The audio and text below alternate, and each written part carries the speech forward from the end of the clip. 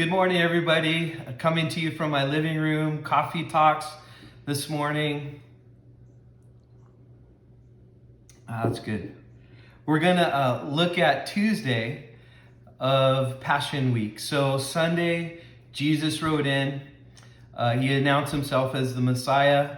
And Monday, he turned over the money changers' table. It was contention, as always it is when light encounters darkness. And so now we're coming up to Tuesday. So what happened on Tuesday? It was one of the busiest days that Jesus had. He did a lot of teaching on Tuesday. Tuesday was a day where he would go and explain things. Think about his last teachings before he went to the cross. These are important teachings. And so we're going to look at one of these teachings. It was on the Mount of Olives, one of my favorite places to go in Israel. It's on the east side of Jerusalem. And when you go there, if you look, you can basically in one shot see the whole week of Jesus, the whole last week of Jesus. You can look down and see all these places in one snapshot of everything that he did. So very cool place. But Jesus went back to the Mount of Olives and he begins to explain something that was because of a question that the disciples had for him. Here's the question. It was in Matthew 24. And the question was this: tell us, when will these things be? And what will be the sign of your coming and of the end of the age? So Jesus goes on in this teaching in Matthew 24 and 25. It's called the Olivet Discourse because he taught on the Mount of Olives. One of the most important and significant teachings about the end times. So as Jesus is explaining this in Matthew 24:6, he says, as he's giving some of these signs of what to look for, and he's explaining what to look for in a second coming.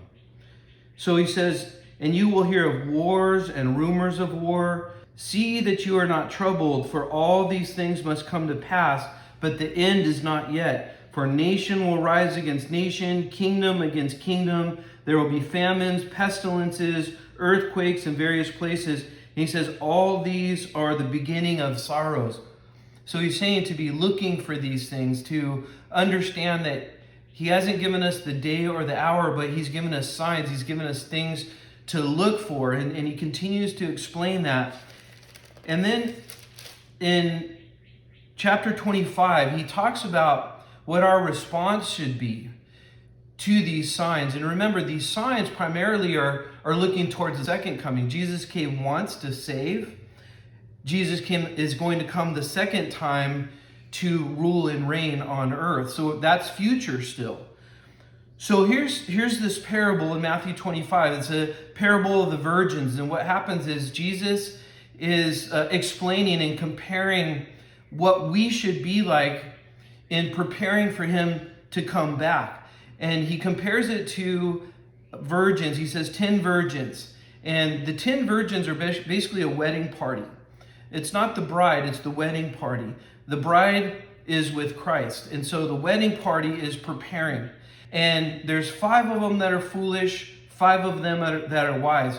The foolish virgins, they did not take oil with them in order to light their lamps. The wise, they took oil with them in order to light their lamps. So when the groom came, they weren't ready. 5 of them weren't ready. 5 of them, they went out and they asked the wise who had oil for their lamps so they could see, because he came at midnight. And they weren't ready. And so the foolish said to the wise, they said, hey, can we borrow some of your oil? And the 5 wise said, no, if we give you some of our oil, we wouldn't have oil for ourselves. And so the foolish, they went to buy oil. And while they're away buying oil, the groom came. And they missed it. They were left out. And so as they came back, they tried to get into the wedding, and the door was closed. And Jesus said to them, I never knew you. And then he used that illustration to make this point: watch and be ready, for you do not know the day or the hour. And here's the whole point. Are we ready right now? If Jesus were to come back right now, are we ready?